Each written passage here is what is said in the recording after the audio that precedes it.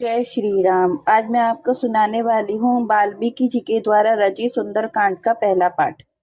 चलिए, पहला पाठ मैं सुनाऊंगी हनुमान जी के द्वारा समुद्र का लंघन, मेनाक के द्वारा उनका स्वागत, सुरसा पर उनकी विजय तथा सिंह का वध करके उनका समुद्र के उस पार पहुंचकर लंका की शोभा देखना। तदंतर शत्रुओं का संहार करने वाले हनुमान जी ने रावण द्वारा हरी गई सीता के निवास स्थान का पता लगाने के लिए उस आकाश मार्ग से जाने का विचार किया जिस पर चारण विचरा करते हैं। कविवर हनुमान जी ऐसा कर्म करना चाहते थे जो दूसरों के लिए दुष्कर था तथा उस कार्य में उन्हें किसी और की सहायता भी प्राप्त नहीं थी। उन्होंने मस्तक और ग्रीवा ऊंची की। उस समय वे हष्ट पुष्ट सांड के समान प्रतीत होने लगे। धीर स्वभाव वाले वे महाबली पवन कुमार वैदुर्य मणि नीलम और समुद्र के जल की भांति हरी हरी घास पर सुखपूर्वक विचरने लगे। उस समय बुद्धिमान हनुमान जी पक्षियों को त्रास देते, वृक्षों के वक्षस्थल के आघात से धायाशायी करते तथा बहुत से मृगों वन जंतुओं को कुचलते हुए पराक्रम में बड़े चढ़े सिंह के समान शोभा पा रहे थे।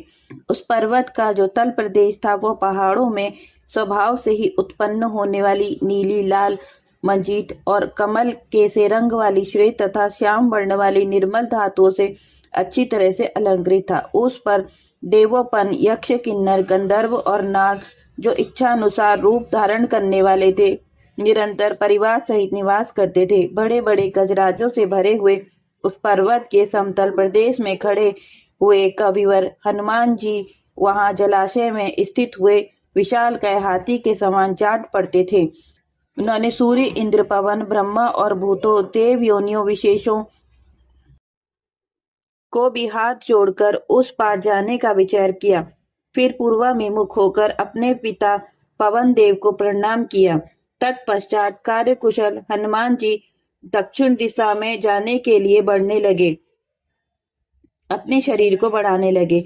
बड़े बड़े वानरों ने देखा कि जैसे पूर्णिमा के दिन समुद्र में ज्वार आने लगता है, उसी प्रकार समुद्र लंघन के लिए दृढ़ निश्चय करने वाले हनुमान जी श्री रामचंद्र जी की कार्य सिद्धि के लिए बढ़ने लगे। समुद्र को लांघने की इच्छा से उन्होंने अपने शरीर को बेहद बढ़ा लिया और अपने दोनों भुजाओं तथा चरणों से उस पर्वत को दबाया। कविवर हनुमान जी के द्वारा दबाए जाने पर तुरंत ही वह पर्वत कांप उठा और 2 घड़ी तक डगमगाता रहा। उसके ऊपर जो वृक्ष उगे थे उनकी डालियों के अग्रभाग फूलों से लदे हुए थे, किंतु उस पर्वत के हिलने से उनके वे सारे फूल झड़ गए। वृक्षों से झड़ी हुई उस सुगंधित पुष्प राशि के द्वारा सब ओर से आच्छादित हुआ वह पर्वत ऐसा जान पड़ता था मानो फूलों का बना हुआ हो। महापराक्रमी हनुमान जी के द्वारा दबाया जाता हुआ महेंद्र पर्वत जल के स्रोत बहाने लगा, मानो कोई मद गजराज अपने कुंभ स्थल से मद की धारा बहा रहा हो। बलवान पवन कुमार के भार से दबा हुआ महेंद्र गिरी सुनहरे रूपहले और काले रंग के जल स्रोत प्रभावित करने लगा। इतना ही नहीं, जैसे मध्यम ज्वाला से युक्त अग्नि लगातार धुआं छोड़ रही थी, उसी प्रकार वह पर्वत मैल सहित बड़ी बड़ी शिलाएं गिराने लगा। हनुमान जी के उस पर्वत पीड़न से पीड़ित होकर वहां के समस्त जीव गुफाओं में घुस गए और बुरी तरह से चिल्लाने लगे। इस प्रकार पर्वत को दबाने के कारण उत्पन्न हुआ वह जीव जंतुओं का महान कोलाहल पृथ्वी उपवन और संपूर्ण दिशाओं में भर गया। जिनमें स्वास्तिक चिन्ह स्पष्ट दिखाई दे रहे थे वह स्थूल फणों के विष की भयानक आग उगलते हुए बड़े बड़े सर्प उस पर्वत की शिलाओं को अपने दांतों से डसने लगे। क्रोध से भरे हुए उस विषैले सांपों के काटने पर वे बड़ी बड़ी शिलाएं इस प्रकार जल उठी मानो उनमें आग लग गई हो। उस समय उन सब पे सहस्त्रों टुकड़े हो गए। उस पर्वत पर बहुत सी औषधियां उगी हुई थी। वे विष को नष्ट करने वाली होने पर भी नागों के विष को शांत न कर सकी। उस समय वहां रहने वाले तपस्वी और विद्याधरों ने समझाया कि इस पर्वत को भूत लोग तोड़ रहे हैं। इससे भयभीत होकर वे अपनी स्त्रियों के साथ वहां से ऊपर उठकर अंतरिक्ष में चले गए। मधुपान के स्थान में रखे हुए स्वर्णमय आवस पात्र, बहुमूल्य बर्तन, सोने के कलश भांति भांति के भक्ष्य पदार्थ, चटनी, नाना प्रकार के फलों से गूदे बैलों की खाल से बनी हुई ढालें और स्वर्ण जड़ित मूठ वाली तलवारें छोड़कर कंठ में माला धारण किए, लाल रंग के फूल और अनुलेपन लगाए, प्रफुल्लित कमल के सदृश सुंदर और लाल नेत्र वाले वे मत वाले विद्याधरगण भयभीत से होकर आकाश में चलने लगे। उनकी स्त्रियां गले में हार, पैरों में नुपुर, भुजाओं में बाजूबंद और कलाइयों में कंगन धारण किए आकाश में अपने पतियों के साथ मंद मंद मुस्कुराती हुई चकित सी खड़ी हो गई। विद्याधर और महर्षि अपनी महाविद्या आकाश में निराधार खड़े होने की शक्ति का परिचय देते हुए अंतरिक्ष में एक साथ खड़े हो गए, उस पर्वत की ओर देखने लगे। उस समय निर्मल आकाश में खड़े हुए भवितात्मा पवित्र अंतःकरण करने वाली महर्षियों, चारणों और सिद्धियों की ये बातें सुनी।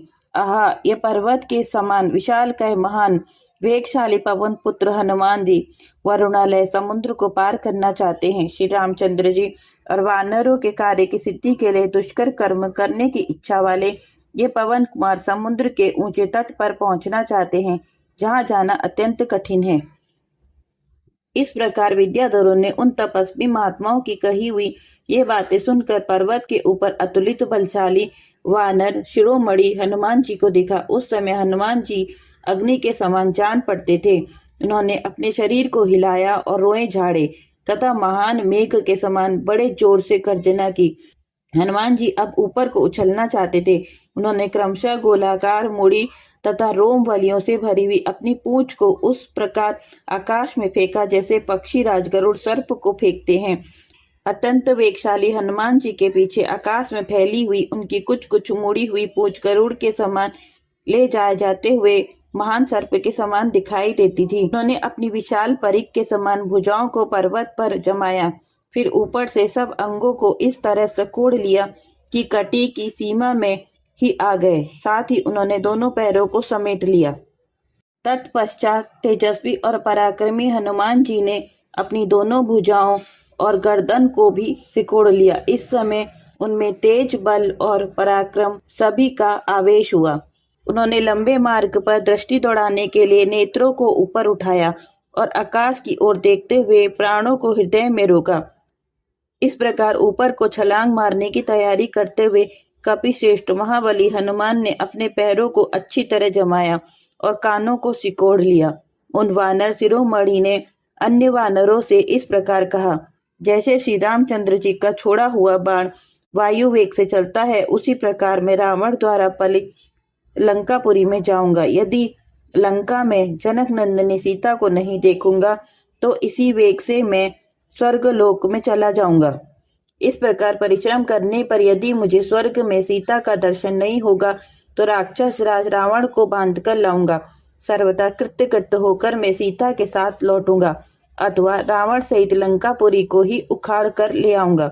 ऐसा कहकर वेगशाली वानर प्रवर हनुमान जी ने विप्र बाधाओं का कोई विचार न करके बड़े वेग से ऊपर की ओर छलांग मारी। उस समय उन वानर शिरोमणि ने अपने को साक्षात गरुड़ के समान ही समझा। जिस समय वे कूदे उस समय उनके वेग से आकृष्ट हो पर्वत पर उगे हुए सब वृक्ष उखड़ गए और अपनी सारी डालियों को समेटकर उनके साथ ही सब ओर से वेग पूर्वक उड़ गए। हनुमान जी मत वाले कोयष्ट यदि पक्षियों से युक्त बहुसंख्यक पुष्प शोभित वृक्षों को अपने महान वेग से ऊपर की ओर खींचते हुए निर्मल आकाश में अग्रसर होने लगे। उनकी जांघों के महान वेग से ऊपर को उठे हुए वृक्ष एक मुहूर्त तक उनके पीछे पीछे इस प्रकार चलने लगे जैसे दूर देश के पथ पर जाने वाले अपने भाई बंधु को उनके बंधु बांधव पहुंचाते हैं। हनुमान जी की जांघों के वेग से उखड़े हुए साल तथा दूसरे श्रेष्ठ वृक्ष उनके पीछे पीछे उसी प्रकार चले जैसे राजा के पीछे उनके सैनिक चलते हैं। जिनकी डालियों के अग्रभाग फूलों से सुशोभित थे, उन बहुतेरे वृक्षों के संयुक्त हुए पर्वताकार हनुमान जी अद्भुत शोभा से संपन्न दिखाई दिए। उन वृक्षों में से जो भारी थे वे थोड़ी ही देर में गिरकर क्षीर समुद्र में डूब गए।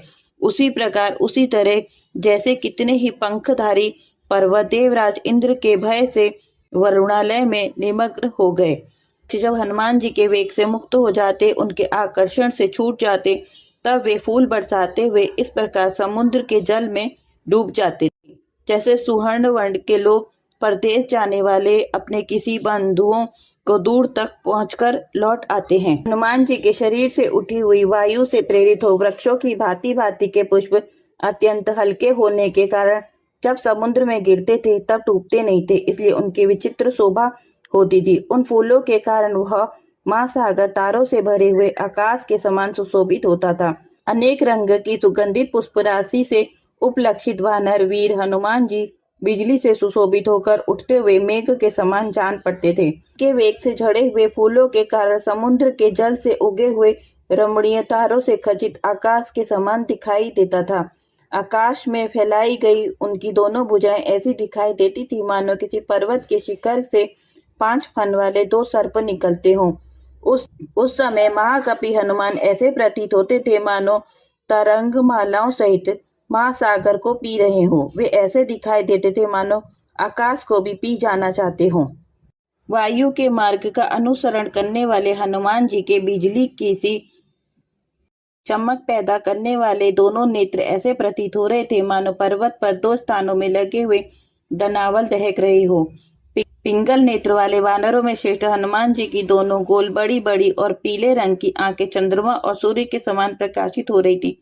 लाल लाल नासिका के कारण उनका सारा मुंह लाली लिए हुए था, अतः वह संध्या काल के संयुक्त सूर्य मंडल के समान सुशोभित होता था। आकाश में तैरते हुए पवन पुत्र हनुमान की उठी हुई टेढ़ी पूंछ इंद्र की ऊंची ध्वजा के समान जान पड़ती थी। महाबुद्धिमान पवन पुत्र हनुमान जी की दाढ़ें सफेद थी और मूंछ गोलाकार मुड़ी हुई थी, इसलिए वे परिधि से घिरे हुए सूर्य मंडल के समान जान पड़ते थे। उनकी कमर के नीचे का भाग बहुत ही लाल था, इससे वे महाकपि हनुमान फटे हुए गेरू के युक्त विशाल पर्वत के समान शोभा पाते थे। ऊपर ऊपर से समुद्र को पार करते हुए वानर सी हनुमान की कांख से होकर निकली हुई वायु बादल के समान गरजती थी। जैसे ऊपर की दिशा में प्रकट हुई पुच्छ युक्त उल्का आकाश में जाती देखी जाती है, उसी प्रकार अपनी पूंछ के कारण कपिश्रेष्ठ हनुमान जी दिखाई देते हैं। चलते हुए सूर्य के समान विशालकाय हनुमान जी अपनी पूंछ के कारण ऐसी शोभा पा रहे थे मानो कोई बड़ा गजराज अपनी कमर में बंधी हुई रस्सी से सुशोभित हो रहा हो। हनुमान जी का शरीर समुद्र से ऊपर ऊपर चल रहा था और उनकी परछाई जल में डूबी हुई सी दिखाई देती थी। इस प्रकार शरीर और परछाई दोनों में उपलक्षित हुए वे सविवर हनुमान समुद्र के जाल में पड़ी हुई उस नौका के समान प्रतीत होती थी। ऊपरी भाग वायु से परिपूर्ण हो और निम्न भाग समुद्र के जल से लगा हुआ हो। वे समुद्र के जिस जिस भाग में जाते थे वहां वहां उनके अंग के वेग से उत्ताल तरंगे उठने लगती थी, अतः वह भाग उन्मत्त विक्षुब्ध सा दिखाई देता था। महान वेगशाली महाकपि हनुमान पर्वत के समान ऊंची महासागर की तरंग मालाओं को अपनी छाती से चूर चूर करते हुए आगे बढ़ रहे थे। कपिश्रेष्ठ हनुमान जी के शरीर से उठी हुई तथा मेघों के घटा में व्याप्त हुई प्रबल वायु ने भीषण गर्जना करने वाले समुद्र में भारी हलचल मचा दी। वे कपि केसरी अपने प्रचंड वेग से समुद्र में बहुत सी ऊंची ऊंची तरंगों को आकर्षित करते हुए इस प्रकार उड़े जा रहे थे मानो पृथ्वी और आकाश दोनों को विक्षुब्ध कर रहे हैं। वे महान वेगशाली वानरवीर उस समुद्र में उठी हुई सुमेरु और मंदराचल के समान उत्ताल तरंगों को मानो गणना करते हुए आगे बढ़ रहे थे। उस समय उनके वेग से उठकर मेघमंडल के साथ आकाश में स्थित हुआ समुद्र का जल शरत काल के फैले हुए मेघों के समान जान पड़ता। जल हट जाने के कारण समुद्र के भीतर रहने वाले मगर, नाके, मछलियां और कछुए साफ साफ दिखाई देते थे। जैसे वस्त्र खींच लेने पर देहधारियों के शरीर नंगे दिखने लगते हैं। समुद्र में विचरने वाले सर्प आकाश में जाते हुए कपिश्रेष्ठ हनुमान जी को देखकर उनके गरुड़ के ही समान समझने लगे। कपि केसरी हनुमान जी ने 10 योजन चौड़ी और 30 योजन लंबी छाया वेग के कारण अत्यंत रमणीय जान पड़ती थी। खारे पानी के समुद्र में पड़ी हुई पवन पुत्र हनुमान का अनुसरण करने वाली उनकी वह छाया श्वेत बादलों की पंक्ति के समान शोभा पाती थी। वे परम तेजस्वी महाकाय महाकपि हनुमान आलंबहीन आकाश में पंखधारी पर्वत के समान जान पड़ते थे। वे बलवान कपिश्रेष्ठ जिस मार्ग से वेग पूर्वक निकल आते थे उस मार्ग से संयुक्त समुद्र सहसा कठौते और कड़ाह के समान हो जाता था। उनके वेग से उठी हुई वायु के द्वारा वहां का जल हट जाने से वह स्थान कठौते आदि के समान गहरा सा दिखाई पड़ता था। पक्षी समूह के उड़ने के मार्ग में पक्षीराज गरुड़ की भांति जाते हुए हनुमान जी वायु के समान मेघमालाओं को अपनी ओर खींच लेते थे। हनुमान जी के द्वारा खींचे हुए वे श्वेत, अरुण, नील और मंजित के से रंग वाले बड़े बड़े मेघ वहां की शोभा पाते थे। वे बारंबार बादलों के समूह में घुस जाते और बाहर निकल आते थे। इस तरह छिपते और प्रकाशित होते हुए चंद्रमा के समान दृष्टिगोचर होते थे। उस समय तीव्र गति से आगे बढ़ते हुए वानरवीर हनुमान को देखकर देवता, गंधर्व और चारण उनके ऊपर फूलों की वर्षा करने लगे। वे श्री रामचंद्र जी का कार्य सिद्ध करने के लिए जा रहे थे। अतः उस समय वेग से जाते हुए वानर राज हनुमान जी को सूर्य देव ने ताप नहीं पहुंचाया और वायुदेव ने भी उनकी सेवा की। आकाश मार्ग से यात्रा करते हुए वानर वीर हनुमान जी की ऋषि मुनि स्तुति करने लगे तथा देवता और गंधर्व उनकी प्रशंसा के गीत गाने लगे। उन कपिश्रेष्ठ को बिना थकावट के सहसा आगे बढ़ते देख नाग, यक्ष और नाना प्रकार के राक्षस सभी उनकी स्तुति करने लगे। जिस समय कपि केसरी हनुमान जी उछलकर समुद्र पार कर रहे थे, उस समय इक्ष्वाकु कुल का सम्मान करने की इच्छा से समुद्र ने विचार किया, यदि मैं वानर राज हनुमान जी की सहायता नहीं करूंगा तो बोलने की इच्छा वाले सभी लोगों की दृष्टि में मैं सर्वदा निंदनीय हो जाऊंगा। मुझे इक्ष्वाकु कुल के महाराज सगर ने बढ़ाया था। इस समय वे हनुमान जी भी इक्ष्वाकु वंशी वीर श्री रघुनाथ जी की सहायता कर रहे हैं, अतः इन्हें इस यात्रा में किसी प्रकार का कष्ट नहीं होना चाहिए। मुझे ऐसा कोई उपाय करना चाहिए जिससे वानर वीर यहाँ कुछ विश्राम कर ले। मेरे आश्रम में विश्राम कर लेने पर मेरे शेष भाग को सुगमता से पार कर लेंगे। यह सुविचार करके समुद्र ने अपने जल में छिपे हुए स्वर्णमय गिरिश्रेष्ठ मैनाक से कहा, शैल प्रवर महामना देवराज इंद्र ने तुम्हें यहाँ पातालवासी असुर समूह के निकलने के मार्ग को रोकने के लिए परिक रूप से स्थापित किया है। इन असुरों का पराक्रम सर्वत्र प्रसिद्ध है। वे फिर पाताल से ऊपर को आना चाहते हैं, अतः उन्हें रोकने के लिए तुम अप्रमेय पाताल लोक के द्वार को बंद करके खड़े हो। शैल ऊपर नीचे और अगल बगल के सब ओर बढ़ने से तुम में शक्ति है गिरिश्रेष्ठ, इसलिए मैं तुम्हें आज्ञा देता हूँ कि तुम ऊपर की ओर उठो। देखो, ये पराक्रमी कपि केसरी हनुमान तुम्हारे ऊपर होकर जा रहे हैं। वे बड़ा भयंकर कर्म करने वाले हैं। इस समय श्री राम का कार्य सिद्ध करने के लिए इन्होंने आकाश में छलांग मारी है। वे इक्ष्वाकुवंशी राम के सेवक हैं, अतः मुझे इनकी सहायता करनी चाहिए। इक्ष्वाकुवंशी के लोग मेरे पूजनीय हैं और तुम्हारे लिए वे परम पूजनीय हैं, अतः तुम हमारी सहायता करो, जिससे हमारे कर्तव्य कर्म का हनुमान जी के साथ कारूपी कार्य का अवसर बीत न जाए। यदि कर्तव्य का पालन नहीं किया जाए तो सत्य पुरुषों के क्रोध को जगा देता है। इसलिए तुम पानी के ऊपर उठो, जिससे ये छलांग मारने वालों में श्रेष्ठ कविवर हनुमान तुम्हारे ऊपर से कुछ काल तक ठहरे विश्राम करें। वे हमारे पूजनीय अतिथि भी हैं। देवताओं और गंधर्वों द्वारा सेवित दादा स्वर्णमय विशाल शिखा वाले मैनाक तुम्हारे ऊपर विश्राम करने के पश्चात हनुमान जी शेष मार्ग को सुखपूर्वक तय कर लेंगे। कुत्सवंशी श्री रामचंद्र की दयालुता, मिथिलेश कुमारी सीता का परदेश में रहने के लिए विवश होना तथा वानर राज हनुमान का परिश्रम देखकर तुम्हें अवश्य ऊपर उठना चाहिए। यह सुनकर बड़े बड़े वृक्षों और लताओं आवृत सुवर्णमय मैनाक पर्वत तुरंत ही शार समुद्र के जल से ऊपर उठ गया। ऐसे उद्दीप्त किरणों वाले दिवाकर सूर्य मेघों के आवरण को भेद कर उदित होते हैं, उसी प्रकार उस समय महासागर के बल का भेदन करके वह पर्वत बहुत ऊंचा उठ गया। समुद्र की आज्ञा पाकर जल में छिपे रहने वाले उस विशालकाय पर्वत ने 2 ही घड़ी में हनुमान जी को अपने शिखरों का दर्शन दिया।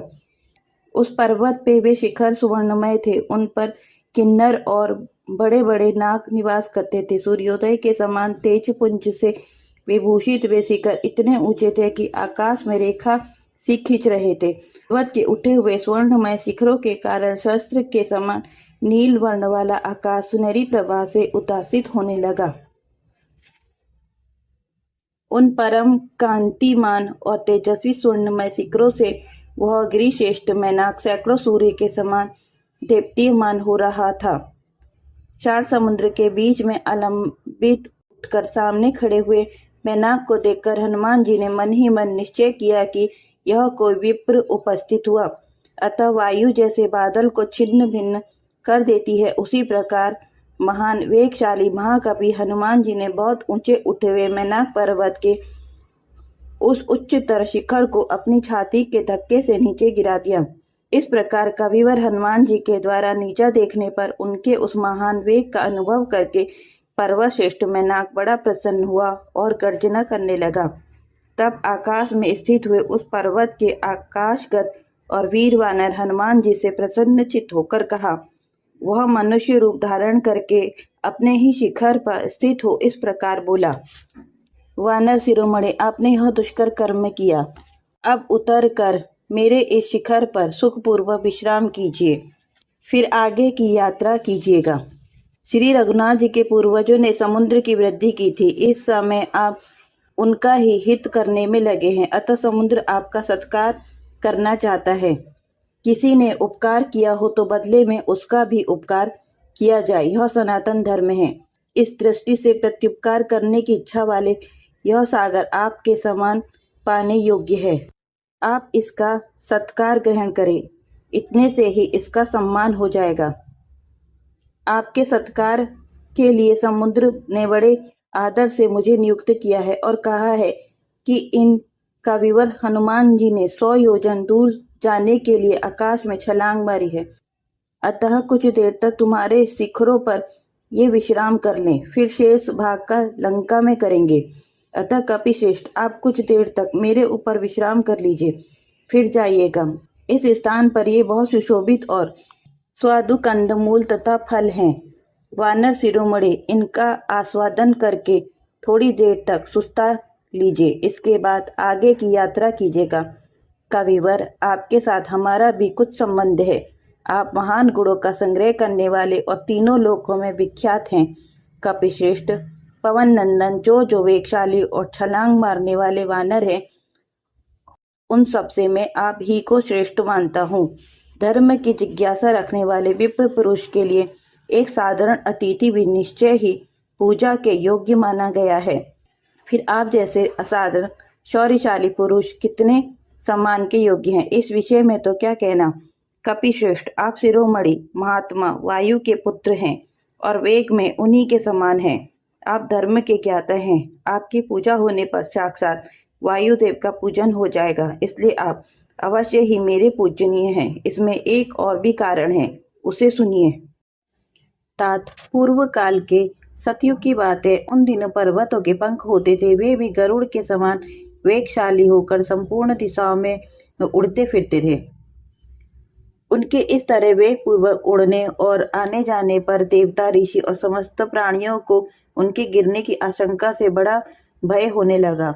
इससे सहस्त्र नेत्र वाले देवराज इंद्र कुपित हो उठे और उन्होंने अपने वज्र से लाखों पर्वतों के पंख काट डाले। उस समय कुपित हुए देवराज इंद्र व्रज उठाए मेरी ओर भी आए, किंतु महात्मा वायु ने सहसा मुझे इस समुद्र में गिरा दिया। वानर श्रेष्ठ, इस 4 समुद्र में गिराकर आपके पिता ने मेरे पंखों की रक्षा कर ली और मैं संपूर्ण अंश से सुरक्षित बच पाया। पवन नंदन कपि श्रेष्ठ, इसलिए मैं आपका आदर करता हूँ। आप मेरे माननीय हैं। आपके साथ मेरा संबंध महान गुणों से युक्त है। महामते, इस प्रकार चिरकाल के बाद जो यह प्रत्युपकार रूप कार्य आपके पिता उपकार का बदला चुकाने का अवसर प्राप्त हुआ है, इसमें आप प्रकाशित होकर मेरी और समुद्र की भी प्रीति का संपादन करें, हमारा आतिथ्य ग्रहण करके हमें संतुष्ट करें। वानर शिरोमणि, आप यहाँ अपनी थकान उतारिए, हमारी पूजा ग्रहण कीजिए और मेरे प्रेम को भी स्वीकार कीजिए। मैं आप जैसे माननीय पुरुष के दर्शन से बहुत प्रसन्न हुआ हूँ। मैं नाक के ऐसा कहने पर कपिश्रेष्ठ हनुमान जी ने उस उत्तम पर्वत से कहा, मैना, मुझे भी आपसे मिलकर बड़ी प्रसन्नता हुई है। मेरा आतिथ्य हो गया। अब आप अपने मन से यह दुख अथवा चिंतन निकाल दीजिए कि इन्होंने मेरी पूजा ग्रहण नहीं की। मेरे कार्य का समय मुझे बहुत जल्दी करने के लिए प्रेरित कर रहा है। यह दिन भी बीता जा रहा है। मैंने वानरों के समीप यह प्रतिज्ञा कर ली है कि मैं यहाँ बीच में कहीं नहीं ठहर सकता। ऐसा कहकर महाबली वानर शिरोमणि हनुमान जी ने हंसते हुए से वहां मैनाक का अपने हाथ से स्पर्श किया और आकाश में ऊपर उठकर चलने लगे। उस समय पर्वत और समुद्र दोनों ने ही बड़े आदर से उनकी ओर देखा, उनका सत्कार किया और यथोचित आशीर्वाद से उनका अभिनंदन किया। फिर पर्वत और समुद्र को छोड़कर उनसे दूर ऊपर उठाकर अपने पिता के मार्ग का आश्रय ले हनुमान जी निर्मल आकाश में चलने लगे। तत्पश्चात और भी ऊंचे उठकर उस पर्वत को देखते हुए कपिश्रेष्ठ पवन पुत्र हनुमान जी बिना किसी आधार के आगे बढ़ने लगे। हनुमान जी का यह दूसरा अत्यंत दुष्कर्म कर्म देखकर संपूर्ण देवता सिद्ध और महर्षिगण उनकी प्रशंसा करने लगे। वहां आकाश में उड़ते हुए देवता तथा सहस्त्र नेत्रधारी इंद्र उस सुंदर मध्य भाग वाले सुवर्णमय मैनाक पर्वत के इस कार्य से बहुत प्रसन्न हुए। उस समय स्वयं बुद्धिमान शचीपति इंद्र ने अत्यंत संतुष्ट होकर पर्वत श्रेष्ठ सुनाम मैनाक से गदगद वाणी में कहा, सुवर्णमय शैलराज मैनाक, मैं तुम पर बहुत प्रसन्न हूँ। सौम्य, तुम्हें अभय दान देता हूँ। तुम सुखपूर्वक जहाँ चाहो जाओ। 100 योजन समुद्र को लागते समय जिनके मन में कोई भय नहीं रहा है, फिर भी जिनके लिए हमारे हृदय में यह भय था कि पता नहीं इनका क्या होगा, उन्हीं हनुमान जी को विश्राम का अवसर देकर तुमने उनकी बहुत बड़ी सहायता की है। हे वानर श्रेष्ठ हनुमान, दशरथ नंदन श्री राम की सहायता के लिए जा रहे हैं। तुमने यथाशक्ति इनका सत्कार करके मुझे पूर्ण संतोष प्रदान किया है। देवताओं के सामने सत्यक्रतु इंद्र को संतुष्ट देखकर पर्वतों में श्रेष्ठ मैनाक को बड़ा हर्ष हुआ। इस प्रकार इंद्र का दिया हुआ वर पाकर मैनाक उस समय जल में स्थित हो गया। हनुमान जी समुद्र के उस प्रदेश को उसी मुहूर्त में लांग गए। तब देवता गंधर्व सिद्ध और महर्षियों ने सूर्य तुल्य तेजस्विनी नाग माता सुरसा से कहा, ये पवन नंदन श्रीमान हनुमान जी समुद्र के ऊपर होकर जा रहे थे। तुम 2 घड़ी के लिए इनके मार्ग में विघ्न डाल दो। तुम पर्वत के समान अत्यंत भयंकर राक्षसी का रूप धारण करो। उसमें विकराल दाढ़े, पीले नेत्र और आकाश को स्पर्श करने वाले विकट मुंह को बनाओ। हम लोग पुनः हनुमान जी के बल और पराक्रम की परीक्षा लेना चाहते हैं। या तो किसी उपाय से ये तुम्हें जीत लेंगे अथवा विषाद में पड़ जाएंगे। इससे इनके बलाबल का ज्ञान हो जाएगा। देवताओं के सत्कार पूर्व इस प्रकार कहने पर देवी सुरसा ने समुद्र के बीच में राक्षसी का रूप धारण किया। उसका वह रूप बड़ा ही विकट, बेडौल और सबके लिए भयावह था। वह समुद्र के पार जाते हुए हनुमान जी को घेर कर उनसे इस प्रकार बोली, कपिश्रेष्ठ देवर्षियों ने तुम्हें मेरा भक्ष्य बनाकर मुझे अर्पित कर दिया है, अतः मैं तुम्हें खाऊंगी। तुम मेरे इस मुंह में चले आओ। पूर्व काल में ब्रह्मा जी ने मुझे वर दिया था। ऐसा कहकर कि वह तुरंत ही अपना विशाल मुंह फैलाकर हनुमान जी के सामने खड़ी हो गई। सुरसा के ऐसा कहने पर हनुमान जी ने प्रसन्न मुख होकर कहा, देवी दशरथ नंदन श्री रामचंद्र जी अपने भाई लक्ष्मण और धर्म पत्नी सीता जी के साथ दंडकारण्य में आए थे। वहां पर हित साधना में लगे हुए श्री राम का राक्षसों के साथ बैर बंध गया, अतः रावण ने उनकी यशस्विनी भार्या सीता को हर लिया। मैं श्री राम की आज्ञा से उनका दूत बनकर सीता जी के पास जा रहा हूँ। तुम भी श्री राम के राज्य में निवास करती हो, अतः तुम्हें उनकी सहायता करनी चाहिए। अथवा यदि तुम मुझे खाना चाहती हो तो मैं सीता जी का दर्शन करके अनायास ही महान कर्म करने वाले श्री रामचंद्र जी से जब मिल लूंगा तब तुम्हारे मुख में आ जाऊंगा। यह तुमसे सच्ची प्रतिज्ञा करके कहता। हनुमान जी के ऐसा कहने पर इच्छा रूप धारण करने वाली सुरसा बोली, मुझे यह वर मिला है कि कोई मुझे लांघ कर आगे नहीं जा सकता। फिर भी हनुमान जी को जाते देख उनकी बल को जानने की इच्छा रखने वाली नाग माता सुरसा ने उनसे कहा, वानर श्रेष्ठ, आज मेरे मुख में प्रवेश करके तुम्हें ही आगे जाना चाहिए। पूर्व काल में विधाता ने मुझे ऐसा ही वर दिया था। ऐसा कहकर सुरसा तुरंत अपना मुंह फैलाकर हनुमान जी के सामने खड़ी हो गई।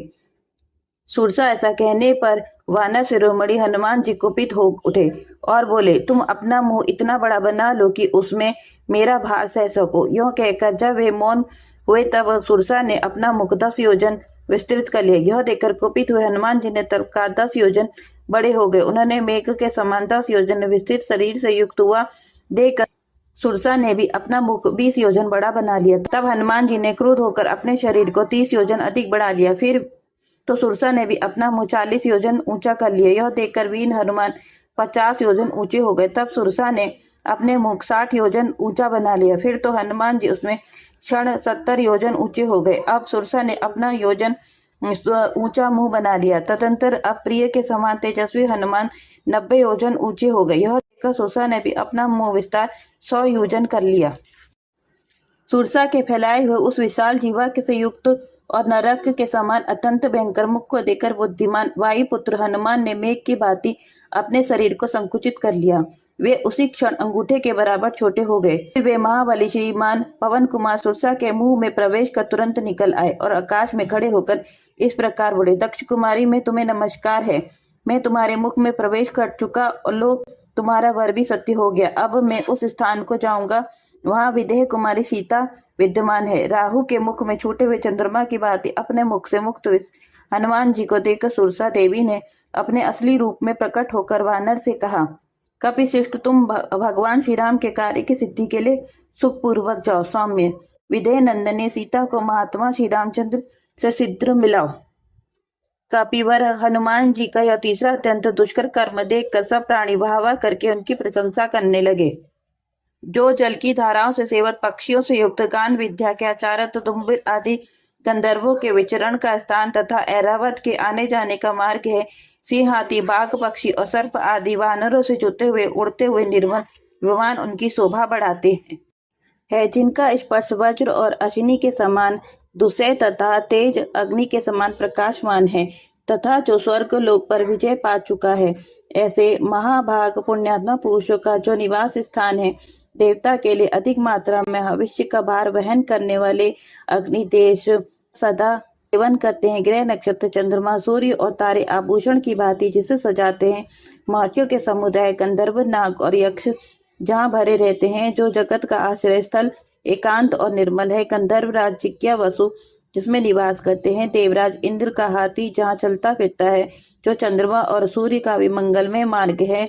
इस जीव के जगत के लिए विमल वितान है। साक्षात पर ब्रह्म परमात्मा ने ही जिसकी सृष्टि की है। जो बहुसंख्यक वीरों से सेवित और विद्याधरणों से आवृत है। उस वायुपथ आकाश में पवन नंदन हनुमान जी गरुड़ के समान वेग से चले। वायु के समान हनुमान जी अगर के समान काले तथा लाल पीले और श्वेत बादलों को खींचते हुए आगे बढ़ने लगे। उनके द्वारा खींचे जाते हुए बड़े बड़े बादल अद्भुत शोभा पा रहे थे। बारंबार मेघ समूहों में प्रवेश करते और बाहर निकलते थे, अथवा अवस्था में बादलों में छिपते तथा प्रकट होते वर्षा काल के चंद्रमा की भांति बड़ी शोभा हो रही थी। दिखाई देते हुए पवन कुमार हनुमान जी पंखधारी गिरिराज के समान निराधार आकाश का आश्रय लेकर आगे बढ़ रहे थे। इस तरह जाते हुए हनुमान जी को इच्छा अनुसार रूप धारण करने वाली विशाल काया सिंही का नाम वाली राक्षसी ने देखा। देखकर वो मनी मन इस प्रकार विचार करने लगी, आज दीर्घ काल के बाद यह विशाल जीव मेरे वश में आया है। इसे खा लेने पर बहुत दिनों के लिए मेरा पेट भर जाएगा। अपने हृदय में ऐसा सोचकर उस राक्षसी ने हनुमान जी की छाया पकड़ ली। छाया पकड़ी जाने पर वानर वीर हनुमान जी ने सोचा, अहो सहसा किसने मुझे पकड़ लिया। इस पकड़ के सामने मेरा पराक्रम पंगु हो गया है। जैसे प्रतिकूल हवा चलने पर समुद्र में जहाज की गति अवरुद्ध हो जाती है, वैसे ही दशा आज मेरी हो गई है। यह सोचते हुए कपिवर हनुमान ने उस समय अगल बगल में ऊपरी और नीचे दृष्टि डाली। इतने में ही उन्हें समुद्र के जल के ऊपर उठा हुआ एक विशालकाय प्राणी दिखाई दिया। उस विकराल मुख वाली राक्षसी को देखकर पवन कुमार हनुमान सोचने लगे, वानर राज सुग्रीव ने जिस महापराक्रमी छायाग्राही अद्भुत जीव की चर्चा की थी, निसंदेह यही है। तब बुद्धिमान कपिवर हनुमान जी ने निश्चय करके कि वास्तव में यही सिंहिका है, वर्षा काल में मेघ की भांति अपने शरीर को बढ़ाना आरंभ कर दिया। इस प्रकार वे विशालकाय हो गए। उस महाकपि के शरीर को बढ़ते देख सिंहिका ने अपना मुंह पाताल और आकाश के मध्य के समान फैला लिया और मेघों की घटक के समान गर्जना करती हुई उस वानर की ओर दौड़ी। हनुमान जी ने उसका अत्यंत विकराल और बड़ा हुआ मुख देखा। उसमें अपने शरीर के बराबर का ही मुख दिखाई दिया। उस समय बुद्धिमान महाकपि हनुमान ने सिंहिका के मर्म स्थानों को अपना लक्ष्य बनाया। तदंतर वज्रोपम शरीर वाले महाकपि पवन कुमार ने अपने शरीर को संकुचित करके उसके विकराल मुख में आ गिरे। उस समय सिद्धों और चारणों के हनुमान जी को सिंहिका के मुंह में उसी प्रकार निमग्न होते देखा, जैसे पूर्णिमा की रात में पूर्ण चंद्रमा राहु के ग्रास बन गए हों। मुख में प्रवेश करके उस वानर वीर ने अपनी तीखे नखों से उस राक्षसी के मर्म स्थानों को विदीर्ण कर डाला। इसके पश्चात वे मन के समान गति से उछल कर वेग पूर्वक बाहर निकल आए। देव के अनुग्रह, स्वाभाविक धैर्य और कौशल से उस राक्षसी को मारकर वे मनस्वी वानर वीर पुनः वेग से बढ़कर बड़े हो गए। हनुमान जी के प्राणों के आश्रयभूत उस हृदय स्थल को ही नष्ट कर दिया, अतः वह प्राण शून्य होकर समुद्र के जल में गिर पड़ा। विधाता ने ही उसे मार गिराने के लिए हनुमान जी को निमित्त बनाया था। उस वानर वीर के द्वारा शीघ्र ही मारी जाकर सिंह का जल में गिर पड़ी। यह देखकर आकाश में विचरने वाले प्राणी उस कपिश्रेष्ठ से बोले, कविवर, तुमने यह बड़ा ही भयंकर कर्म किया, जो इस विशाल काय प्राणी को मार गिराया। अब तुम बिना किसी विप्र बाधा के अपना अभिष्ट कार्य करो। वानरेंद्र, जिस पुरुष में तुम्हारे समान धैर्य, सूझ, बुद्धि और कुशलता के ये 4 गुण होते हैं, उसे अपने कार्य में कभी असफलता नहीं होती है। इस प्रकार अपना प्रयोजन सिद्ध हो जाने से उस आकाशचारी प्राणियों ने हनुमान जी का बड़ा सत्कार किया। इसके बाद वे आकाश में चढ़कर गरुड़ के समान वेग से चलने लगे। 100 योजन के अंत में प्राय समुद्र के पार पहुंचकर जब उन्होंने सब ओर दृष्टि डाली, तब उन्हें एक हरी भरी वन श्रेणी दिखाई दी। आकाश में उड़ते हुए शाखा मृगों में श्रेष्ठ हनुमान जी ने भांति भांति के वृक्षों से सुशोभित लंका नामक द्वीप देखा। उत्तर तट की भांति समुद्र के दक्षिण तट पर मलय नामक पर्वत और उसके उपवन दिखाई दिए। समुद्र, सागर तटवर्ती जल प्राय देश तथा वहां उगे हुए वृक्ष एवं सागर पत्नी सरिताओं के मुहानों को भी उन्होंने देखा। मन को वश में रखने वाले बुद्धिमान हनुमान जी ने अपने शरीर को महान वेगों की घटा के समान विशाल तथा आकाश को अवरुद्ध करता सा देख मन ही मन इस प्रकार विचार किया, ओह, मेरे शरीर की विशालता तथा मेरा यह तीव्र वेग देखते ही राक्षसों के मन में मेरे प्रति बड़ा कौतूहल होगा। वे मेरा भेद जानने के लिए उत्सुक हो जाएंगे। परम बुद्धिमान हनुमान जी के मन में यह धारणा पक्की हो गई। मनस्वी हनुमान अपने पर्वताकार शरीर को संकुचित करके पुनः अपने वास्तविक स्वरूप में स्थित हो गए। ठीक उसी तरह जैसे मन को वश में रखने वाले मनोहर रहित पुरुष अपने मूल स्वरूप में प्रतिष्ठित होता है। जैसे बलि के पराक्रम संबंधी अभिमान को हर लेने वाले श्री हरि ने विराट रूप से 3 पग चलकर तीनों पगों को नाप लेने के पश्चात अपने उस स्वरूप को समेट लिया था, उसी प्रकार हनुमान जी समुद्र को लांघ जाने के बाद अपने उस विशाल स्वरूप को संकुचित करके अपने वास्तविक स्वरूप में स्थित हो गए। हनुमान जी बड़े ही सुंदर और नाना प्रकार के रूप धारण कर लेते थे। उन्होंने समुद्र के दूसरे तट पर, जहाँ दूसरों का पहुंचना असंभव था, पहुंचकर अपने विशाल शरीर की दृष्टिपात किया। फिर उन्होंने अपने कर्तव्य का विचार करके छोटा सा रूप धारण कर लिया। महान मेघ समूह के समान शरीर वाले महात्मा हनुमान जी केवड़े, लसोड़े और नारियल के वृक्षों के वशीभूत लंब पर्वत के विचित्र लघु शिखरों वाले महान समृद्धिशाली लंका पर कूद पड़े। तदंतर समुद्र के तट पर पहुंचकर वहां से उन्होंने एक श्रेष्ठ पर्वत के शिखा पर बनी हुई लंका को देखा। देखकर अपने पहले रूप को तिरोहित करके वानर वीर वहां से पशु पक्षियों को व्यवस्थित करते हुए उसी पर्वत पर उतर पड़े। इस प्रकार दानवों और सर्पों से भरे हुए बड़ी बड़ी उत्ताल तरंगमालाओं से अलंकृत महासागर को बलपूर्वक लांघ कर वे उसके तट पर उतर गए और अमरावती के समान सुशोभित लंकापुरी की शोभा को देखने लगे। इस प्रकार वाल्मीकि निर्मित आश्रम रामायण आदि काव्य के सुंदर कांड में पहला सर्ग मैं आपको सुनाने वाली हूँ। श्री वाल्मीकि जी द्वारा रचित सुंदर कांड का दूसरा अध्याय।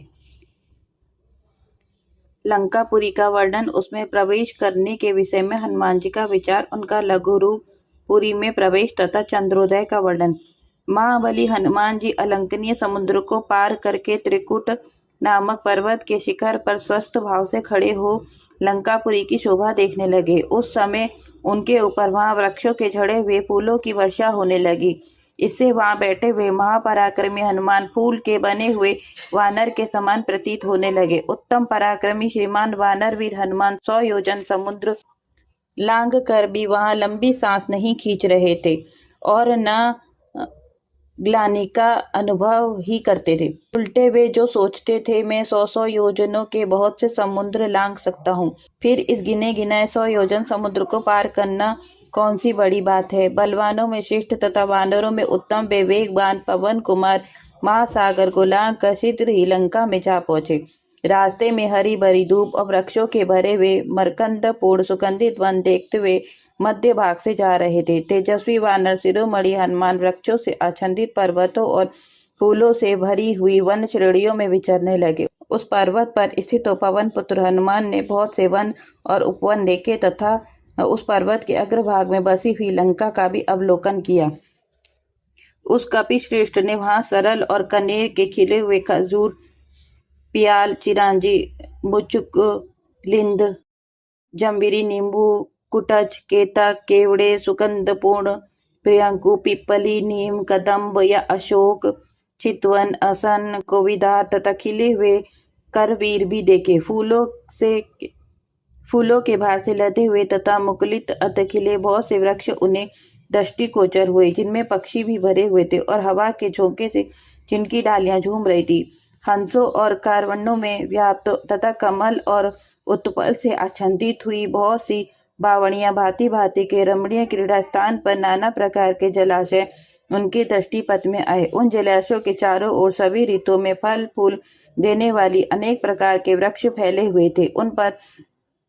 उन वानर शिरोमणि ने वहां बहुत से रमणीय उद्यान भी देखे। अद्भुत शोभा से संपन्न हनुमान जी धीरे धीरे रावण पलित लंकापुरी के पास पहुंचे। उसके चारों ओर खुदी हुई खाइयां तथा नगरी की शोभा बढ़ा रही थी। उनमें उत्पल और पग आदि कई जातियों के कमल खिले थे। सीता को हर लाने के कारण रावण ने लंकापुरी को रक्षा का विशेष प्रबंध कर रखा था। उनके चारों ओर भयंकर धनुष धारण करने वाले राक्षस घूमते रहते थे। वह मायापुरी सोने की चाहरी दीवारी से घिरी हुई तथा पर्वत के समान ऊंचे और शरद ऋतु के बादलों के समान श्वेत भवनों से भरी हुई थी। श्वेत रंग की ऊंची ऊंची सड़कें उस पुरी को सब ओर से घेरे हुए सैकड़ों अट्टालिकाएं वहां शोभा पा रही थी तथा फिरती हुई ध्वजा पताकाएं उस नगर की शोभा बढ़ा रही थी। उसके बाहरी फाटक सोने के बने हुए थे और उनकी दीवारें लता बेलों के चित्र से सुशोभित थी। हनुमान जी ने उन फाटकों से सुशोभित लंका को उसी प्रकार देखा जैसे कोई देवता देवपुरी का निरीक्षण कर रहा हो। तेजस्वी कपि हनुमान जी ने सुंदर शुभ्र सदनों से सुशोभित और पर्वत के शिखर पर स्थित लंका को इस तरह देखा मानो वह आकाश में विचरने वाली नगरी हो। कविवर हनुमान ने विश्वकर्मा द्वारा निर्मित तथा राक्षस राज रावण द्वारा सुरक्षित उस पुरी को आकाश में तैरती सी देखा। विश्वकर्मा की बनाई हुई लंका मानो उसके मानसिक संकल्प से रची गई एक सुंदर स्त्री थी। चारी दीवारी और उसके भीतर की वेदी उसकी जघन तली जान पड़ती थी। समुद्र की विशाल जलराशि और वन उसके वस्त्र थे। शतग्री और शूल नामक अस्त्र ही उसके केश थे और बड़ी बड़ी अट्टालिकाएं उसके लिए कर्णभूषण सी प्रतीत होती थी।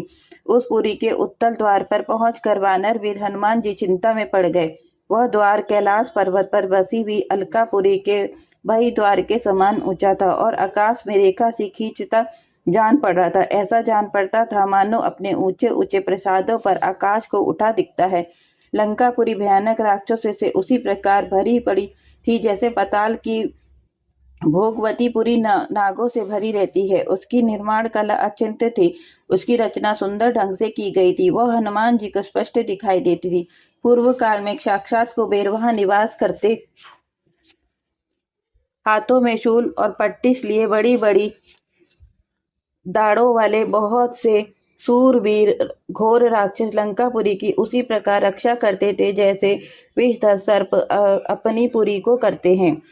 उस नगर की बड़ी भारी चौकसी, उसके चारों ओर के समुद्र की खाई तथा रावण जैसे भयंकर शत्रु को देखकर हनुमान जी इस प्रकार विचार करने लगे, यदि वानर यहाँ तक आ जाए तो वे व्यर्थ ही सिद्ध होंगे, क्योंकि युद्ध के द्वारा देवता भी लंका पर विजय नहीं पा सकते।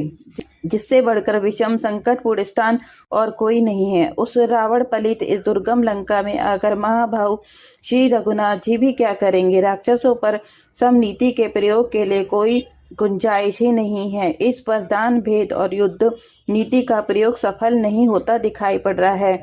यहाँ 4 ही वेगशाली वानरों की पहुंच हो सकती है, बलिपुत्र अंगद की, नील की, मेरी और बुद्धिमान राजा सुग्रीव की। अच्छा, पहले तो यह पता लगाऊंगा कि विदेह कुमारी सीता जीवित है या नहीं। जनक किशोरी का दर्शन करने के बाद पश्चात ही मैं इस विषय में कोई विचार करूंगा। तदंतर उस पर्वत शिखर पर खड़े हुए कपिश्रेष्ठ हनुमान जी श्री रामचंद्र के अभ्युदय के लिए सीता जी का पता लगाने के उपाय पर 2 घड़ी तक विचार करते रहे। उन्होंने सोचा, मैं इस रूप से राक्षस की इस नगरी में प्रवेश नहीं कर सकता, क्योंकि बहुत से क्रूर और बलवान राक्षस इसकी रक्षा कर रहे हैं। जानकी जी की खोज करते समय मुझे अपनों को छिपाने के लिए यहाँ के सभी महातेजस्वी, महापराक्रमी तथा बलवान राक्षसों की आंख बचानी होगी। अतः मुझे रात्रि के समय ही नगर में प्रवेश करना चाहिए और सीता का अन्वेषण रूप और वह महान समयोचित कार्य सिद्ध करने के लिए ऐसे रूप का आश्रय लेना चाहिए जो आंख से न देखा जा सके, केवल कार्य से ही अनुमान हो कोई आया था।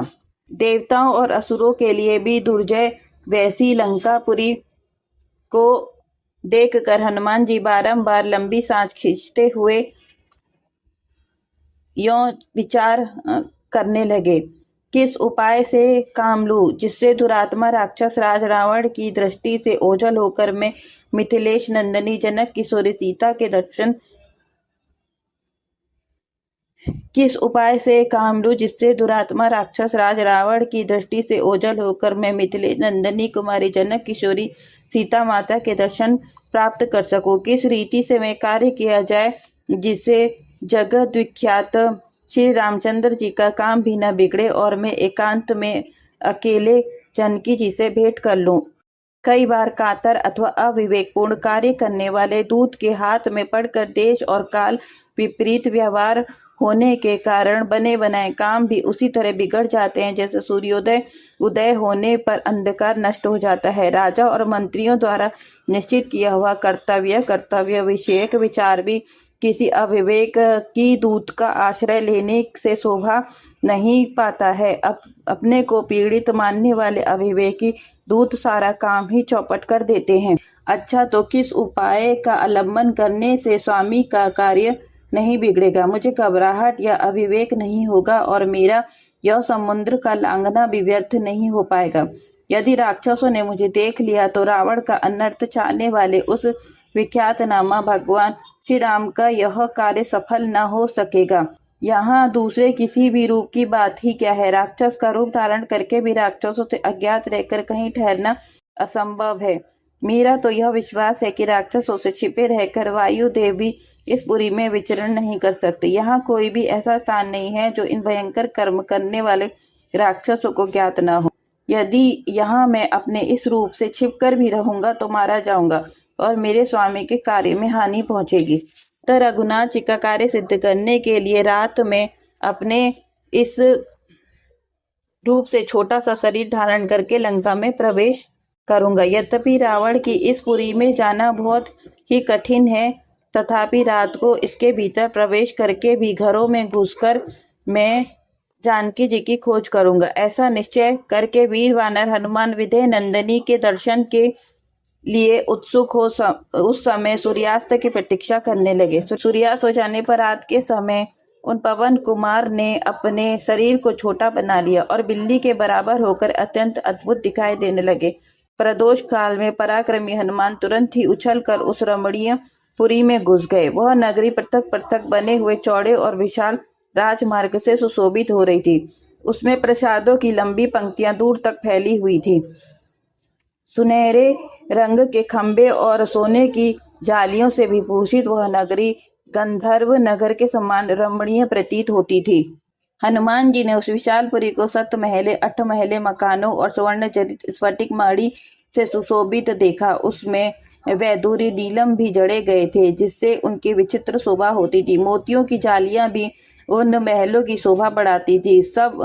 उन सबके कारण राक्षसों के भवन बड़े सुंदर और शोभा संपन्न हो रहे थे। सोने के बने हुए विचित्र फाटक सब ओर से सजी हुई राक्षसों की उस लंका की ओर भी उद्दीप्त कर रहे थे। ऐसे अचिंत्य और अद्भुत आकार वाले लंका को देखकर महाकपि हनुमान विषाद में पड़ गए, परंतु जानकी जी के दर्शन के लिए उनके मन में उत्कंठा थी, इसलिए उनका हर्ष और उत्साह कम नहीं हुआ।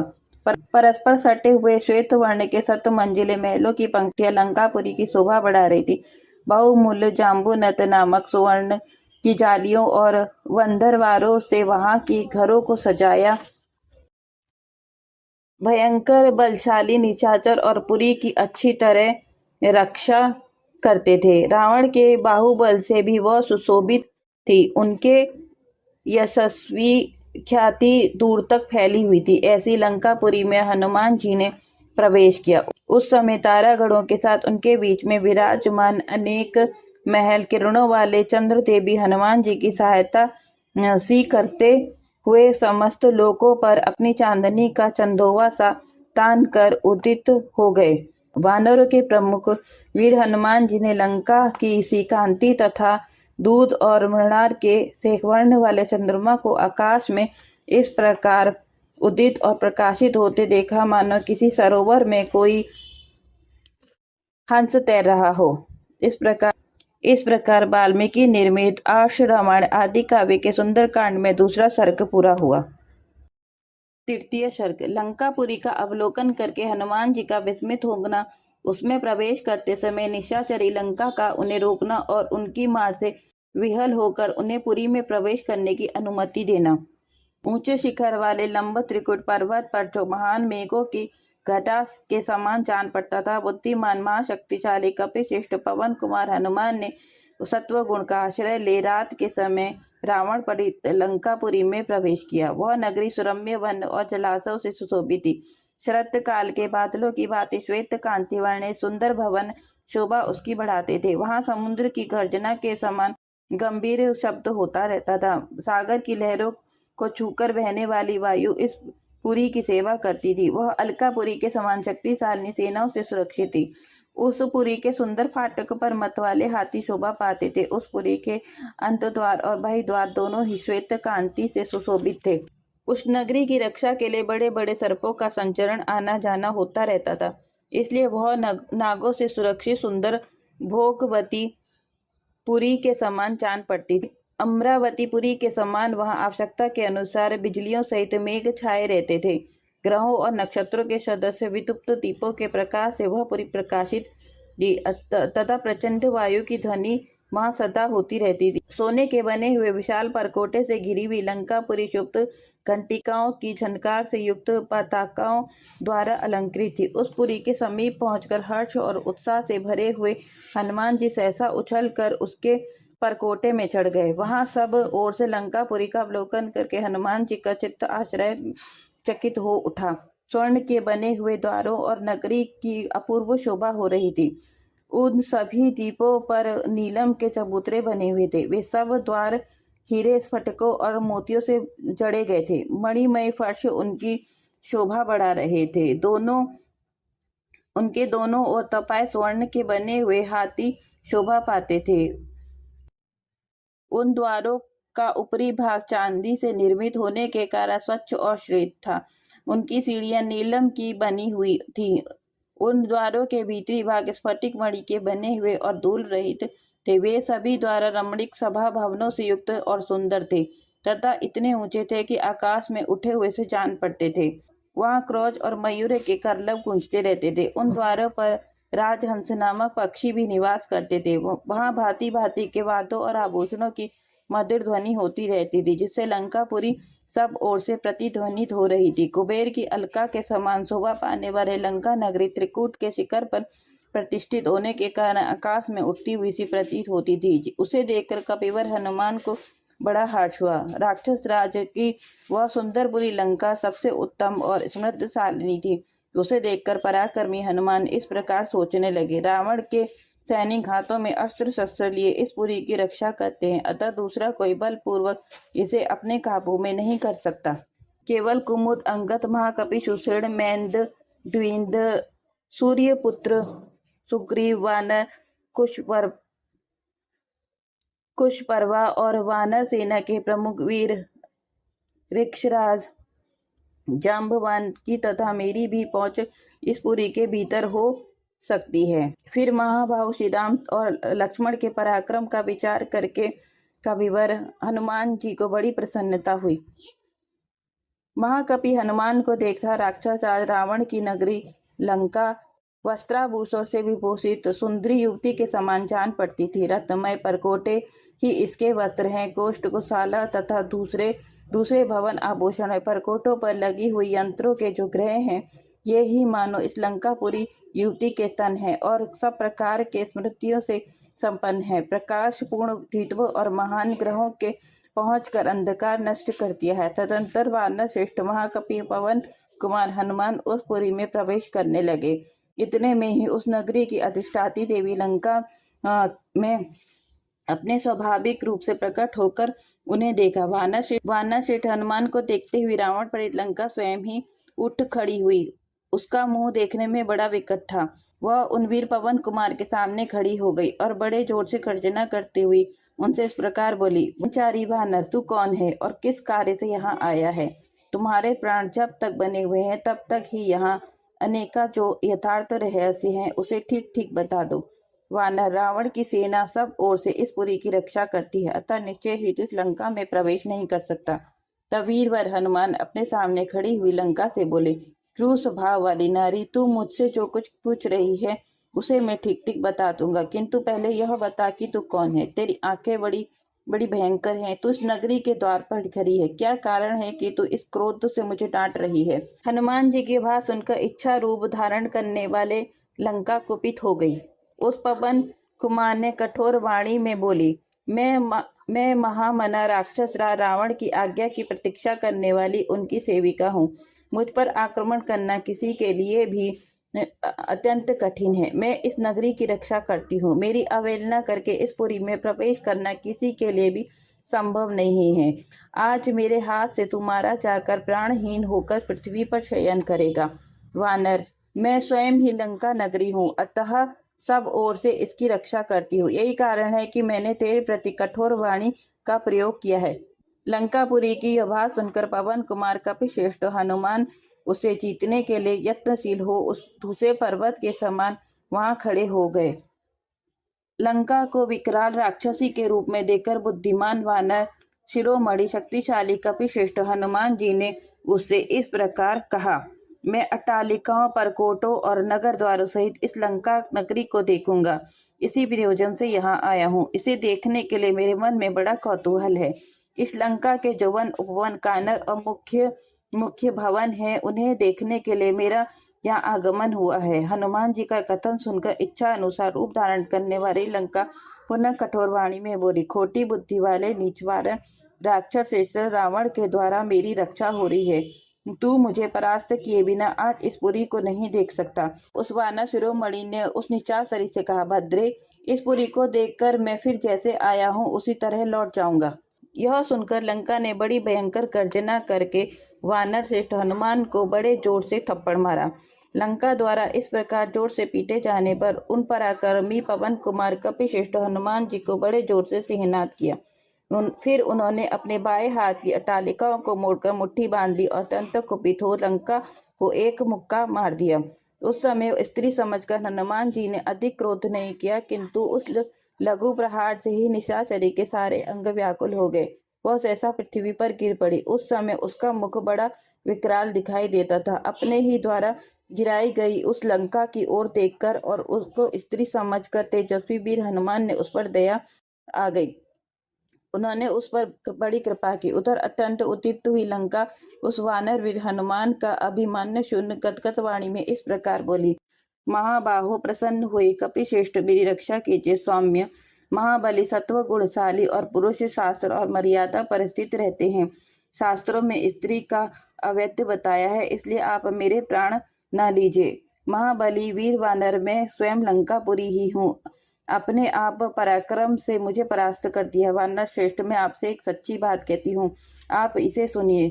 राक्षस स्वयंभू ब्रह्मा जी ने मुझे जैसा वरदान दिया था वह बता रही हूँ। उन्होंने कहा था, जब कोई वानर तुझे पराक्रम से अपने वश में कर ले तब तुझे यह समझ लेना चाहिए कि राक्षसों पर बड़ा भारी भय आ चुका है। सौम्य, आपका दर्शन पाकर आज मेरे सामने वह घड़ी आ गई है। ब्रह्मा जी ने जिस सत्य का निश्चय कर दिया है उसमें कोई उलट फेर नहीं हो सकता है। सीता के कारण दुरात्मा राजा रावण तथा समस्त राक्षसों का विनाश समय आ पहुंचा है। कपिश्रेष्ठ, अतः आप रावण परितपुरी में प्रवेश कीजिए और यहाँ जो जो कार्य करना चाहते उन सबको पूर्ण कर लीजिए। वानर श्रेष्ठ राक्षस राज रावण के द्वारा पलित यह सुंदरपुरी अभिशाप से नष्ट प्राय हो चुकी है, अतः इसमें प्रवेश करके आप स्वेच्छा अनुसार सुखपूर्वक सर्वत्र सती साध्वी जनक नंदिनी सीता की खोज कीजिए।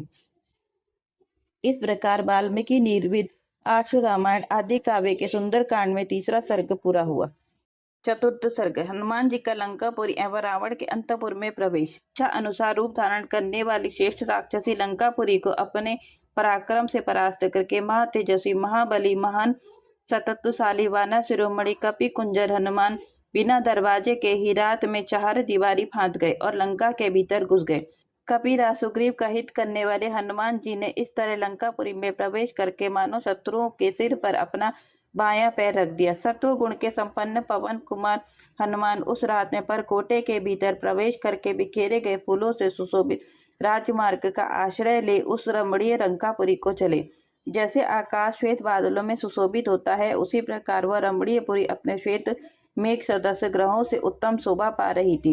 वे ग्रह अट्टहास जनित उत्कृष्ट शब्दों तथा वाग घोषों से मुखरित थे। उनमें व्रजों तथा अंकुशों के चित्र अंकित थे और हीरो के बने हुए झरोके उनकी शोभा बढ़ाते थे। उस समय लंका श्वेत बादलों के समान सुंदर एवं विचित्र राक्षस ग्रहों से प्रकाशित हो रही थी।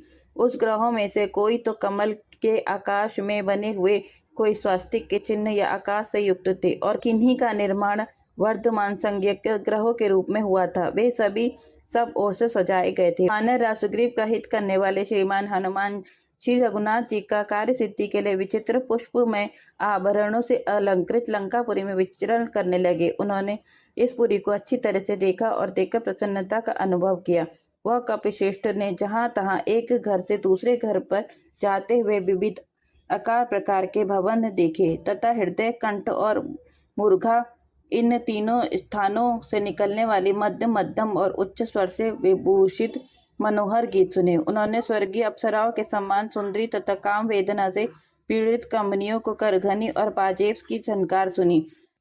इसी तरह जहाँ तहाँ मनस्वी राक्षसों के घरों में सीढ़ियों पर चढ़ते समय स्त्रियों की कांची और मंजित और मधुर ध्वनि तथा पुरुषों के तात ठोकने की गर्जने की आवाज उन्हें सुनाई दी। राक्षसों के घरों में बहुतों को तो उन्होंने वहां मंत्र जाप करते हुए सुना। कितनों ही निशाचरों का स्वाध्याय में तत्पर देखा। कई राक्षसों को उन्होंने रावण की स्तुति के साथ गर्जना करते और निशाचरों की एक बड़ी भीड़ को राजमार्ग रोककर खड़ी हुई देखा। नगर के मध्य भाग में उन्हें रावण के बहुत से गुप्तचर दिखाई दिए।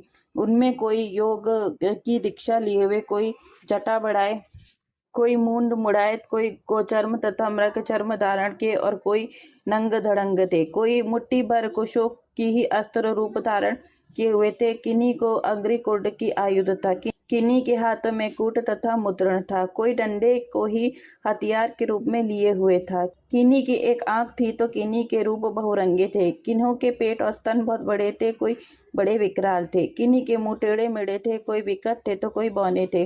किन्हीं के पास धनुष, खटक, शतघ्री और मूषल रूप आयुध थे। किन्हीं के हाथों में उत्तम परिघ विद्यमान थे और कोई विचित्र कवचों से प्रकाशित हो रहे थे। कुछ निशाचर ना तो अधिक मोटे थे, ना अधिक दुर्बल, ना ही लंबे थे, ना अधिक छोटे, ना बहुत गोरे थे, ना अधिक काले, तथा ना अधिक कुबड़े थे, ना विशेष बौने ही। बड़े कुरूप थे, कोई अनेक प्रकार से रूप धारण कर सकते थे। किन्हीं का रूप सुंदर था, बड़े बड़े तेजस्वी थे, तथा किन्हीं के पास ध्वजा, पताका और अनेक प्रकार के अस्त्र शस्त्र थे।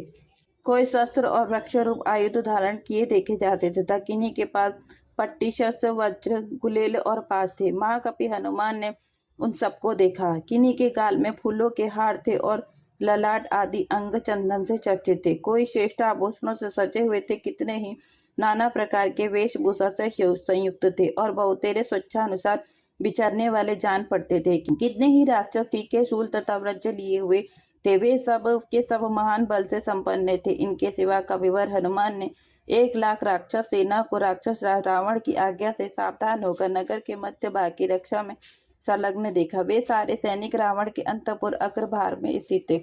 राक्षस सेना के जो विशाल भवन बना था, उनका फाटक बहुमूल्य सुवर्ण द्वारा निर्मित बना हुआ तथा उस आरक्षण भवन को देखकर महाकपि हनुमान ने राक्षस रावण के सुप्रसिद्ध राजमहल पर दृष्टिपात किया, जो त्रिकुट पर्वत के एक शिखर पर प्रतिष्ठित था। वह सब ओर से श्वेत कमलों द्वारा अलंकृत खाइयों से घिरा हुआ था। उनके चारों ओर बहुत ऊंचा परकोटा था जिसने राजभवन को घेर रखा था। वह दिव्य भवन स्वर्ग लोक के समान मनोहर था और वहां संगीत आदि के दिव्य शब्द गूंज रहे थे। घोड़ों की हिनहिनाहट की आवाज भी वहां सब ओर फैली हुई थी। आभूषणों के रुंझुन की कानों में पड़ती रहती थी। नाना प्रकार के रथ, पताका आदि सवारी विमान, सुंदर हाथी घोड़े, श्वेत बादलों की घटा के समान दिखाई देने वाले 4 दांतों से युक्त सजे सजाए मत वाले हाथी तथा मत मत पशु पक्षियों के संचरण से उस राजमहल का द्वार बड़ा ही सुंदर दिखाई देता था। सहस्त्रों महाप्रतिम निशाचर राक्षस राज के उस महल की रक्षा करते थे।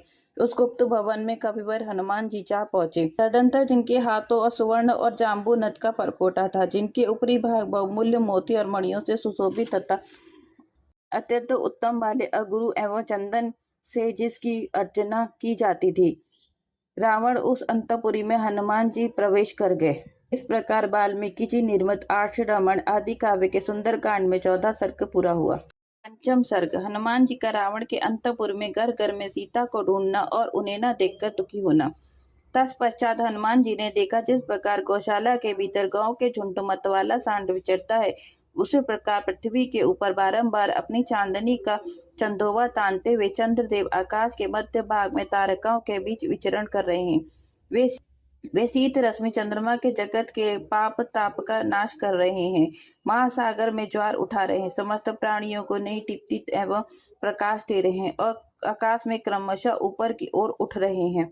भूतल पर मंदराचल के संध्या के समय महासागर में और जल के भीतर कमलों में जो लक्ष्मी जिस प्रकार सुशोभित होती है, वे ही उसी प्रकार मनोहर चंद्रमा में शोभा पा रही थी। जैसे चांदी के पिंजरे में हंस, मंदराचल की कंधार में सिंह और मदमत हाथी की पीठ पर वीर पुरुष शोभा पाते हैं, उसी प्रकार आकाश में चंद्रदेव सुशोभित हो रहे थे। जैसे तीखे सींग वाला बैल खड़ा हो, जैसे ऊपर की ओर उठे हुए शिखर वाला महान पर्वत श्वेत शोभा पाता हो और जैसे स्वर्ण जटिल दांतों से युक्त गजराज सुशोभित पाता हो, उसी प्रकार हिरण के रंग रूपी चिन्ह से युक्त परिपूर्ण चंद्रमा छवि पा रहा है, जिनका शीतल जल और हिम रूपी पंख से संसर्ग का दोष नष्ट हो गया है, अर्थात जो इनके संसर्ग से बहुत दूर है। सूर्य किरणों को ग्रहण करने के कारण जिन्होंने अपने अंधकार रूपी पंकज को भी नष्ट कर दिया है तथा प्रकाश रूप लक्ष्मी का आश्रय स्थान होने के कारण उनकी लालिमा भी निर्मल प्रतीत होती है। वे भगवान शस्त्रलांछन चंद्रदेव आकाश में प्रकाशित हो रहे थे। जैसे गुफा के बाहर शिलातल पर बैठा हुआ मृगराज शोभा पाता है, वैसे विशाल वन में पहुंचकर कचरा सुशोभित होता है तथा जैसे राज्य पाकर राजा अधिक शोभा से संपन्न हो जाता है, उसी प्रकार निर्मल प्रकाश से युक्त होकर चंद्रदेव सुशोभित पा रहे थे। प्रकाश युक्त चंद्रमा के उदय से जिसका अंधकार रूपी दोष दूर हो गया हो, जिसमें राक्षस के जीव हिंसा और मांस भक्षण रूपी दोष बढ़ गए हो तथा रमणियों के रमण विषेक चित्त दोष प्रणय कलह निवृत्त हो गए हैं, वह पूज्यनीय प्रदोष काल स्वर्ग सदस्य सुख का प्रकाश करने लगा। वीणा के श्रवण सुखद शब्द शंकत हो रहे थे। सदाचारिणी स्त्रियां पतियों के साथ सो रही थी तथा अत्यंत अद्भुत और भयंकर शील स्वभाव वाले निशाचर निश्चित काल में विहार कर रहे थे। बुद्धिमान वानर हनुमान ने वहां बहुत से घर देखे, किन्हीं में से ऐश्वर्य मत के मत निशाचर निवास करते थे, किन्हीं में मदिरा पान करने वाले मत वाले राक्षस भरे हुए थे, कितने ही घर रथ घोड़े आदि वाहनों और भद्रासनों से संपन्न थे, कितने ही वीर लक्ष्मी से व्याप्त दिखाई देते थे। वे सभी ग्रह एक दूसरे से मिले हुए थे। राक्षस लोग आपस में एक दूसरे पर अधिक आक्षेप करते थे, अपनी मोटी मोटी भुजाओं को हिलाते और चलाते थे। मतवालों की सी वह बहकी बहकी बातें करते थे और मदिरा से उन्मत्त होकर परस्पर कटु वचन बोलते थे। इतना ही नहीं, वे मतवाले राक्षस अपनी छाती को पीटते थे, अपने हाथ और आदि अंगों को अपनी प्यारी पत्नियों पर रख देते थे, सुंदर रूप वाले चित्रों के निर्माण करते थे और अपने सरदस्य धनुषों को खींचा करते थे। हनुमान जी ने यह भी देखा कि नायिका अपने अंग में चंदन आदि का अनुलेपन करती है, वहीं दूसरी सोती है, तीसरी सुंदर रूप और मनोहर मुख वाली ललनाएं हंसती हैं तथा अन्य वनिताएं प्रणय कलह से कुपित हो लंबी सांसें खींच रही। खिंगारते हुए महान गजराजों, अत्यंत सम्मानित श्रेष्ठ सभापदों तथा लंबी सांसों से छोड़ने वाले वीरों के कारण वह लंकापुरी फुफुराने के कारण सर्पों से युक्त सरोवरों के समान शोभा पा रही थी। हनुमान जी ने उस पुरी में बहुत से आकृष्ट बुद्धि वाले, सुंदर बोलने वाले, सम्यक सत्ता रखने वाले, अनेक प्रकार के रूप रंग वाले और मनोहर नाम धारण करने वाले विश्व विख्यात राक्षस देखे। वे सुंदर, काम रूप, नाना प्रकार के गुणों से संपन्न, अपने गुणों के अनुरूप व्यवहार करने वाले और तेजस्वी थे। उन्हें देखकर हनुमान जी बड़े प्रसन्न हुए।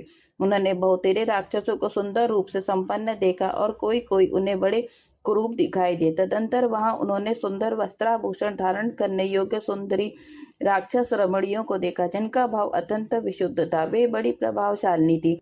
उनका मन प्रियतम में तथा मधुपान में आसक्त था। वे तारिकाओं के भांति कांतिमय और सुंदर स्वभाव वाली थी। हनुमान जी की दृष्टि में कुछ स्त्रियां ऐसी भी आईं जो अपने रूप सौंदर्य से प्रकाशित हो रही थी। वे बड़ी लचीली थी और आधी रात के समय प्रियतम के आलिंग पान पाश में इस प्रकार बंधी हुई थी जैसे पक्षिणी पक्षी के द्वारा अलंकृत होती है। वे सब प्रकार से सब आनंद में मग्न थी।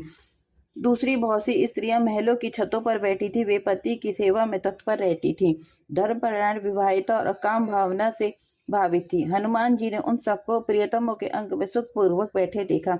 कितनी ही कमनियां स्वर्ण रेखा के समान कांतिमय दिखाई देती थी। उन्होंने अपनी ओढ़नी उतार दी थी। कितनी ही उत्तम वनिताएं तपाए हुए स्वर्ण के समान रंग वाली थी तथा कितनी ही पति वियोगिनी बालाएं चंद्रमा के समान श्वेत वर्ण की दिखाई देती थी। उनकी कांति बड़ी ही सुंदर थी। तदंतर वानरों के प्रमुख वीर हनुमान जी ने विभिन्न ग्रहों में ऐसी परम सुंदर रमणियों का अवलोकन किया जो मनोभिरा प्रियतम के संयोग पाकर अत्यंत प्रसन्न हो रही थी। फूलों के हार से सुशोभित होने के कारण उनकी रमणीयता और भी बढ़ गई थी और वे सब ओर से हर्ष से प्रफुल्लित दिखाई देती थी। उन्होंने चंद्रमा के समान प्रकाशमान मुखों वाली पंक्तियां, सुंदर पलकों वाली तिरछे नेत्रों की पंक्तियां और चमचमाती हुई विधुएं रेखाओं के समान आभूषणों की भी मनोहर पंक्तियां देखी।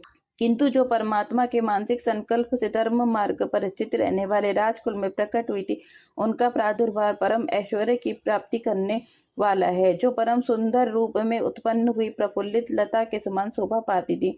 उन कृशांगी सीता को उन्होंने वहां कहीं भी नहीं देखा। तो सदा सनातन मार्ग पर स्थित रहने वाली श्री राम पर ही दृष्टि रखने वाली, श्री राम विषय काम या प्रेम से परिपूर्ण, अपने पति के तेजस्वी मन में बसी हुई तथा दूसरों सभी स्त्रियों से सदा ही श्रेष्ठ थी। जिन्हें विरह जनित ताप सदा पीड़ा देता है, उनके नेत्रों से तरंतर आंसू की झड़ी लगी रहती है। उनके कंठ उन आंसू से गदगद रहता है। पहले संयोग काल में जिनका कंठ श्रेष्ठ और बहुमूल्य निष्क से विभूषित रहा करता था, उनकी पलकें बहुत ही सुंदर थी और कंठ स्वर अत्यंत मधुर था तथा जो वन में नृत्य करने वाली मयूरी के समान मनोहर लगती थी, जो मेघ आदि से आच्छादित होने के कारण अव्यक्त रेखा वाली चंद्रलेखा के समान दिखाई देती थी। धूली धूसर सुवर्ण रेखा सी प्रतीत होती थी। बाण के आकार से उत्पन्न हुई रेखा सी जान पड़ती थी तथा वायु के द्वारा उड़ाई जाती हुई बादलों की रेखा की सी दृष्टिगोचर होती थी। वक्ताओं में श्रेष्ठ नरेश्वर श्री रामचंद्र जी की पत्नी उन सीता जी को बहुत देर तक ढूंढने पर भी हनुमान जी न देख सके। तब वे तदंतर दुखी हो शिथिल हो गए। इस प्रकार से वाल्मीकि निर्मित आर्ष रामायण आदि काव्य के सुंदर कांड में 5वां सर्ग पूरा हुआ।